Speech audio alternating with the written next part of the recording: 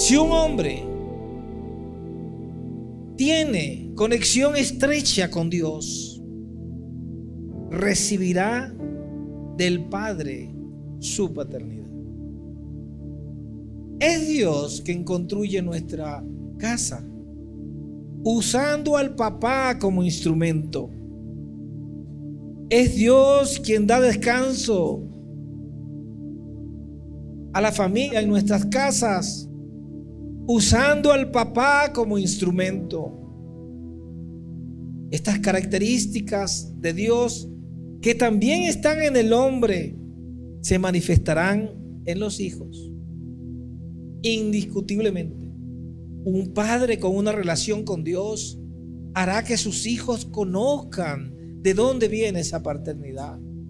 Y el papá es el canal que Dios necesita, el canal que Dios escogió para alimentar a las nuevas generaciones, a nuestros hijos. Una madre que en su casa cuenta con un esposo así, cae rendida y clama, como está escrito en Cantar de Cantares, en el capítulo 5, versículo 10. Mi amado es deslumbrante, el mejor entre 10,000, y hasta una se atreverían a decir 100,000 y hasta 1,000,000. Todo hombre de corazón correcto desea escuchar de su amada esposa decir esto en algún momento. Pero debemos entender, amados caballeros, amados hermanos, que ellas necesitan ver reflejados esos atributos de nuestro Creador en nosotros. ¿Y cómo podemos ver que ese ADN de Dios está en nosotros?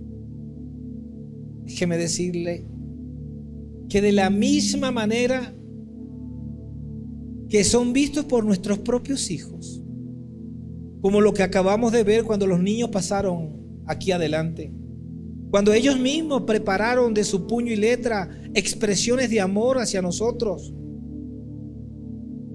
Cada niño ve la paternidad de Dios enseñada por ti, papá. Creo que muchos padres, muchos papás, sin saber esa esencia de paternidad que solo viene, ¿cómo pueden espontáneamente transmitirla a sus hijos sin saber que viene de Dios? Acabamos de oír nuestros niños decir atributos de la paternidad de Dios en sus cortas líneas, que sin duda aprendió de cada uno de ustedes. El Salmo 127 dice que las nuevas generaciones son regalos de Dios y son recompensas para nosotros. Hijos dignos tendremos, vistos por Dios como flechas que dan en el blanco. Como padres debemos prepararnos para ver esto. No nos podemos quedar con lo aprendido hasta ahora. Si somos dignos, tendremos hijos dignos. Y esto es un gran compromiso, no solamente con Dios, sino con tu propia familia que Dios te ha entregado. Está escrito en la palabra de Dios que nosotros no pasaremos vergüenza cuando tenemos hijos modelos, y que seremos hombres felices al ver cómo nuestros nietos están siendo educados con la misma esencia que le hemos enseñado a nuestros hijos. Las cualidades de la paternidad de Dios son inherentes a Dios para ser vertidas en nosotros, los hombres, y nosotros a nuestros hijos, y nuestros hijos a nuestros nietos. Dios buscó una cabeza para derramar unción y promesa. sobre todas las familias de la tierra. Dios escogió a Abraham como el padre de naciones. Fue escogido porque así lo quiso Dios, para transmitir a través de esa cabeza la esencia del Dios Padre. Para que esto ocurra, el padre debe primero ser reconocido por su familia. Debe ser recibido y aceptado por todos los miembros de la familia. Un papá debe gobernar bien a su familia porque se le reconoce y se le recibe. El padre es el canal que Dios escogió para entregarle la revelación que viene de Dios a las naciones, y debe comenzar por su propia familia. Dios escogió a Abraham como un ejemplo de papá, pero también escogió a Sara.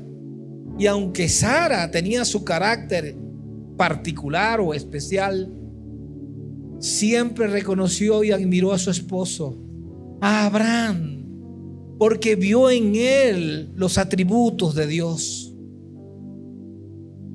Todo lo que tienen todo lo que tengan más de 2 cabezas en una familia o en cualquier lado es un dragón, un monstruo. Amados padres que me escuchan, no confundamos a nuestros hijos en casa ocupando lugares y roles incorrectos. No hay reino donde no hay reconocimiento. Podemos recibir de Dios, pero también tenemos que recibir del canal que Dios escogió para gobernar. Donde no se cumple esto, hay rebelión. El resultado de esta rebelión será la anarquía, será la división, porque hay 3 espíritus que trabajan de la mano y han trabajado por muchísimos años, por muchísimo tiempo, dividiendo familias. Esos espíritus terminan con el espíritu de división, pero el primero que ataca es el de perturbación.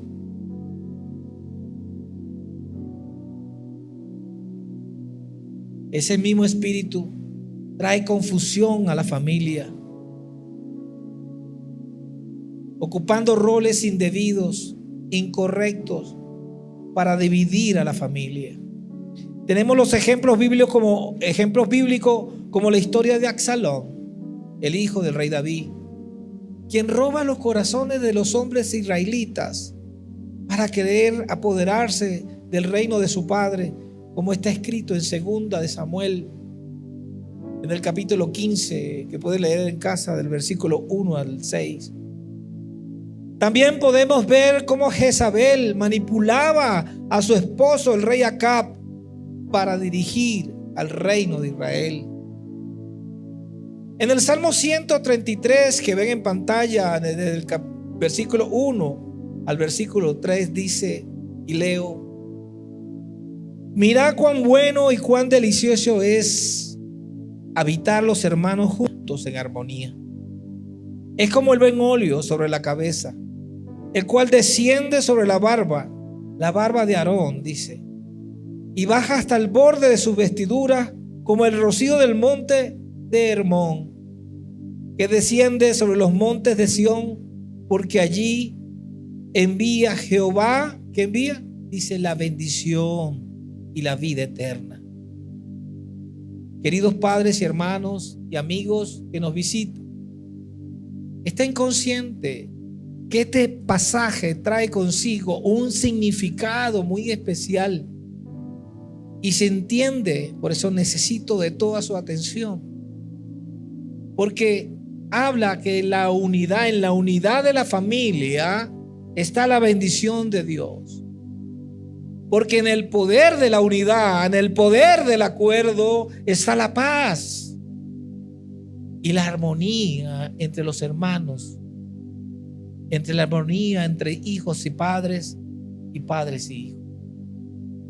El óleo que se refiere allí, ese versículo que señala el Salmo 133, tiene un hermoso y dramático mensaje. Ponga atención. Significa que la unción de Dios está en la autoridad. Está en la autoridad que Él escogió en la casa, quien hace que haya paz y armonía. El monte Hermón habla de provisión. El monte Hermón, a ese monte le fluyen 3 fuentes de agua principales que alimentan a su vez al río Jordán. Hoy día, el monte Hermón es el responsable del abastecimiento de agua de todo Israel. En los tiempos bíblicos, el agua era como el oro, la mayor riqueza de una ciudad, de una población, de un asentamiento, de una comunidad. Y eso sigue siendo igual en el presente momento. Mucha gente dice que cuando va a vender unas tierras y le piden una cantidad de dinero, el dueño de la tierra puede decir: esto cuesta $2 millones, por ejemplo. ¿Pero qué cuesta $2 millones? El pozo de agua, la fuente de agua. Todo lo demás, como me dijo mi hermano Carlos un día, te lo regalo. El agua es el oro para los tiempos bíblicos, donde Dios transmite, o Dios da la unción del abastecimiento de la casa. Es como la fuente de donde nace todos los alimentos que puedan necesitar una población. Si pueden entender esto, entenderán por qué quieren destruir la familia, por qué quieren destruir la fuente y destruir al hombre como cabeza de hogar. Es como si quisieran destruir el monte Hermón para que no fluya la fuente de agua y se seque el río Jordán, y así muera la familia de Israel. Los gobiernos están permitiendo que nuestras nuevas generaciones sean violentadas, permitiendo que ideologías raras que están permitiendo, robándole la inocencia, la identidad a nuestros pequeños hijos, en nombre de la libertad, torciendo el verdadero concepto de libertad, cambiándolo por libertinaje, llamando a la tolerancia o respeto a la imposición de sus estilos de vida irrespetuosos e intolerantes. Intolerantes con nuestra propia cultura familiar, queriendo que nos postremos a su ideología como un falso Dios. Han prohibido la lectura de la Biblia en las escuelas, pero permiten la ideología y el sodomizar las aulas de clase de nuestros pequeños hijos, destruyendo o borrando la identidad que porta la unción del monte Hebrón. Tenemos el mejor padre, tenemos la mejor influencia de todas, y lo mejor es que tenemos la confianza de nuestros hijos y la mejor enseñanza dejada a todos como legado. Y como todo buen padre, la más hermosa responsabilidad de cuidar a nuestros hijos y a nuestra familia. El trabajo bien hecho será visto en nuestros nietos, formados por nuestros propios hijos. Amados padres, para esto debemos formarnos. para enfrentar y tomar esta responsabilidad que Dios ha puesto en nuestras manos. Estoy seguro que muchos no saben que portamos el ADN de Dios. La paternidad de nuestro Creador está en nosotros, aunque si no lo has detectado, nuestros hijos lo pueden detectar, como lo hemos demostrado con las palabras que salieron de sus corazoncitos para cada uno de nosotros. Mucha gente dice: no, es que todos somos hijos de Dios. Pero eso no es lo que dice la Biblia. Eso no es lo que dice la palabra. La palabra de Dios nos enseña que los seres humanos somos criaturas de Dios. Y hasta que no recibamos nosotros en nuestro propio corazón a Jesús como nuestro Salvador, no tendremos ese derecho de ser hijos de Dios, de ser parte de su familia. Podemos leer en el libro de Juan, en el capítulo 1, del 12 al 13, y dice que a todos los que creyeron en Él y lo recibieron, les dio el derecho de llegar a ser hijos de Dios. ¿A quiénes? A los que creyeron en Jesús y lo recibieron. Ellos nacen de nuevo, dice la palabra, no lo estoy diciendo yo. Dice que no mediante un nacimiento físico, como resultado de la pasión o la iniciativa humana, sino por medio de un nacimiento que proviene de lo alto, que proviene de Dios, que proviene del reino de nuestro Padre. Tenemos el privilegio de ser llamados hijos de Dios, no por causa de nosotros, no por causa nuestra, por causa del amor de un Padre, por causa del amor de Dios. Cuando permitimos que Dios entre a nuestro corazón y su Espíritu Santo dirija nuestras vidas, comenzamos una relación de amor con Él que podemos llamarla Abba. Podemos a nuestro Creador como Abba Padre, que es un término arameo y no hebreo. ¿Y por qué yo digo esto? Se dice que la mejor traducción de Abba está en el alma de un hombre y no en las palabras que se dicen. Y el propio Jesús, siendo hebreo, usó estas palabras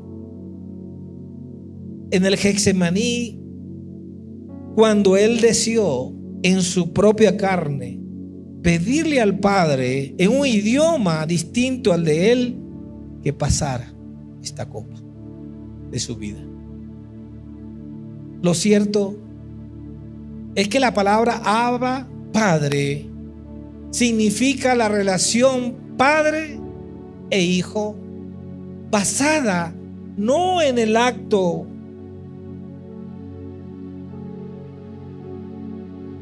de afecto o de cariño únicamente.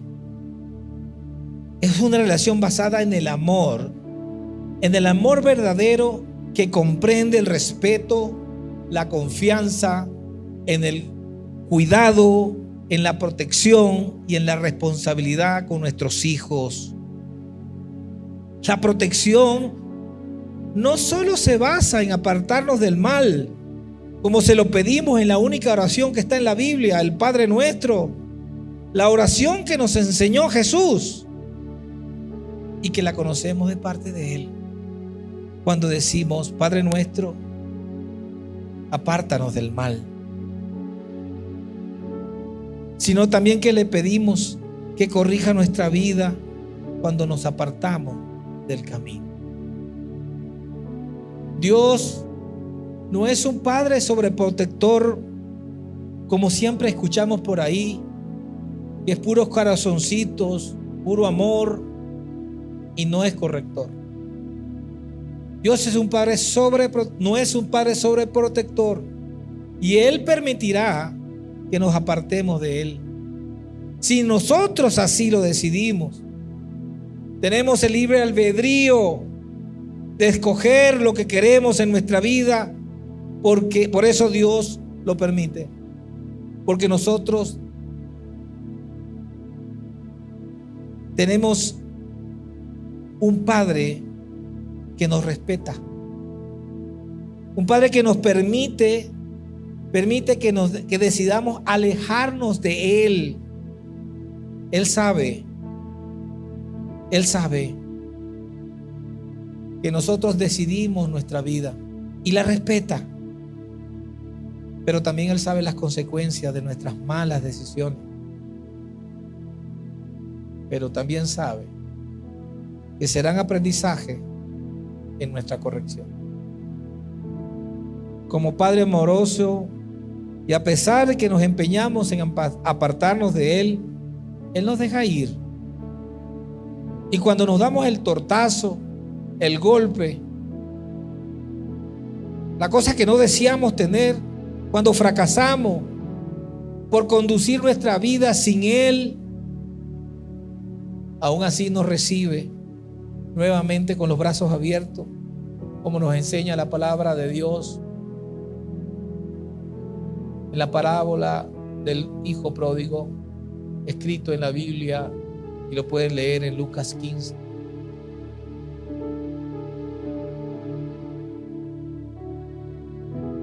Esto se hace una analogía como aquel hombre que sale todas las tardes, como dice Lucas, esperanzado de ver algún día a su hijo regresar a casa. Allí vemos un padre que dejó ir a su hijo, que decidió separarse, pero el padre todas las tardes se sentaba en el mismo lugar esperando tu regreso. La paternidad de Dios nos da derecho a su herencia desde el momento que recibimos a Jesús como nuestro Señor y Salvador. Recibimos una herencia maravillosa como hijos de Dios, que disfrutaremos no aquí, disfrutaremos en el reino de Dios en la vida eterna. Esta herencia no es como aquella que se consumió el hijo de la parábola del hijo pródigo, que yo cambiaría ese nombre, pero hay que respetar. Así lo quiso que se dijera Dios, pero yo la llamaría la parábola del padre amoroso. Esta herencia está reservada para sus hijos, pero es una herencia diferente. No es una herencia que se recibe de un padre que muere. No, eso lo hemos aprendido aquí en este mundo. Es una herencia que recibimos cuando partimos de este mundo. La herencia de la parábola del hijo pródigo se consumió en sus deleites y placeres. Pero una vez que él regresó y Dios y el propio Padre lo recibe y lo abraza y hace fiesta, es la analogía de esta parábola para decirnos a nosotros que nos está esperando para hacer una gran fiesta cuando tú regreses. En el libro de Juan, en el capítulo 14, versículo 28, nos habla cuando dice: ¿han oído de mí? Voy y vengo a ustedes. Ese es Jesús hablando. Si me aman, se alegrarán, porque he dicho que voy al Padre, porque el Padre es mayor o más importante que yo. En el libro de Juan, en el capítulo 5, el versículo 19 y 20, dice que Jesús respondiendo en este caso, a quienes le escuchaban, a quienes le preguntaban, le dijo: de cierto os digo, no puede el Hijo hacer nada por sí mismo, sino lo que ve hacer a su Padre, porque todo lo que el Padre hace también lo hace el Hijo.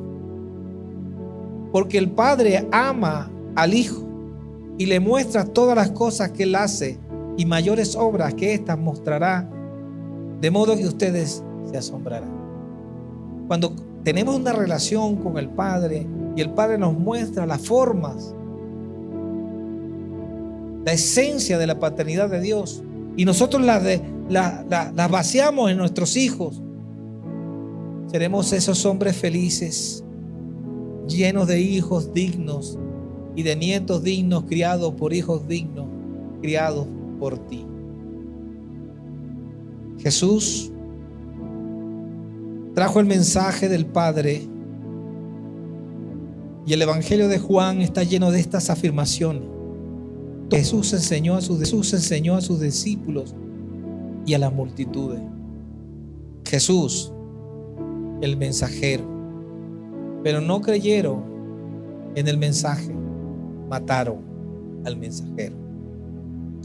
En el libro de Juan, en el capítulo 14, del versículo 21 al 23, dice: el que tiene mis mandamientos, escuchen muy bien, el que tiene mis mandamientos, y lo digo por tercera vez, el que tiene mis mandamientos y los guarda, es el que me ama.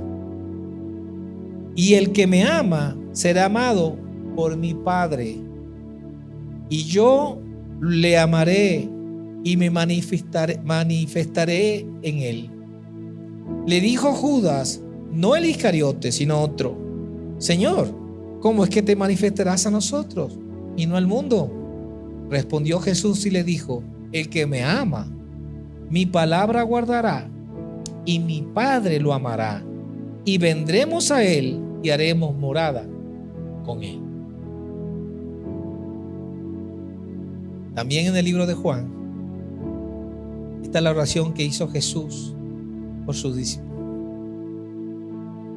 En Juan 17 dice, y que este capítulo está tan lleno de afirmaciones sobre la paternidad de Dios, que en el versículo 3 dice lo siguiente: que te conozcan a ti, el único Dios verdadero, y a Jesucristo que has venido. Aquí Jesús llamó Dios al Padre, a pesar de que Jesús era Dios. Él reconocía a Dios como superior a sí mismo y habló a Dios como cualquier ser humano lo haría.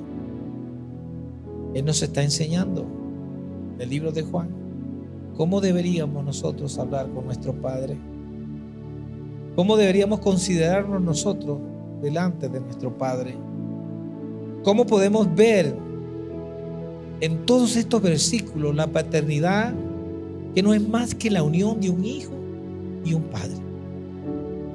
Jesús lo enseñó. La paternidad es la unidad de Jesús con su Padre. Jesús no hizo nada sin consultar al Padre. De la misma manera, la paternidad es nuestra unidad con Dios, y que derramamos en nuestros hijos. Y si los manifestamos sin estar conscientes, imagínense cómo sería si lo hacemos conscientemente y nos preparamos para hacerlo. En el libro de Juan, en el capítulo 14, versículo del 6 al 7, Jesús le dijo: yo soy el camino, la verdad y la vida. Nadie viene al Padre sino por mí. Si me conocieses, también a mi Padre conocerán, y desde ahora le conoce y le has visto. Revelador este versículo, que nos habla cuando nosotros nos entregamos a una relación íntima con el Padre. Cualquiera que se extravía, dice segunda de Juan capítulo 9, que pueden leer en casa, y no persevera, y no somos perseverantes en la doctrina de Cristo, dice que no tiene a Dios. El que persevera en la doctrina de Cristo, ese tiene al Padre y también tiene al Hijo. Nosotros tenemos que trabajar con nuestros hijos. Si queremos tener hijos puntuales, no llegue tarde. Si queremos tener hijos ordenados, seamos nosotros ordenados. Si tú quieres, si queremos juntos ganarle la batalla a las ideologías, demos la misma importancia que tiene la escolaridad en el mundo a los servicios dominicales. Le estamos diciendo a nuestros propios hijos: a la iglesia se puede llegar tarde, a la escuela no. A la escuela no se puede faltar ni con fiebre. A la iglesia sí.